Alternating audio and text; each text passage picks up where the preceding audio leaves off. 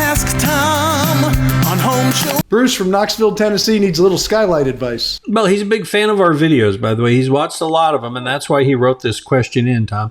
Bruce writes, I saw your Skylight in the bathroom video, and I'm wondering about this one, whether or not I should enclose the Skylight in my kitchen. Can I do that without getting any mold or mildew in that area? How would you recommend doing that, Tom? If you want to enclose it, you certainly could. The whole idea is you get it airtight in there or close to it. I would still leave some accessibility to getting in there and cleaning it once in a while, but it shouldn't grow mold or mildew if your house is insulated right, and I don't see any problems that you have right now with the picture. So I don't think that's going to be a big issue, especially where you live. If you were down in the Gulf Coast area, we'd have to talk a little more about it. But as far as that goes, if you want to do it, I know people do it for energy efficiency. That's probably what the video was about. It certainly can be done.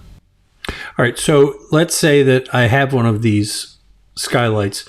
Would it make sense if I'm going to close it off, Tom, maybe just go up and remove it and get that roof detail covered up and not have that penetration anymore? I'm not a big fan of Skylights. If you like a window on the roof, it's fine. Some people love them. If you like them, then you can do what you want. Yeah, it would be best, at least when you get the new roof, for them to go ahead and get rid of the whole thing. But as far as that goes, it should be sealed enough to where you don't have any of that. And if you're going to seal it off tight, you can seal it off. Some people use a piece of glass just for the energy.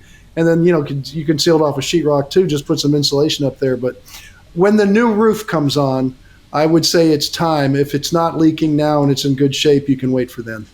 All right. You got a question. We're happy to help you out just like that. Go click on that Ask Tom button on HomeShowRadio.com. You can send it in writing. You can send a video. But by all means, do what Bruce did. Send us pictures. And we make it easy for you. Right at the bottom of the form there, it says Pictures Help. Just click on that, upload the file, and we'll include it when we answer your question. Tom answers a new one every day, and we post them on our Home Show Radio YouTube channel and at HomeShowRadio.com.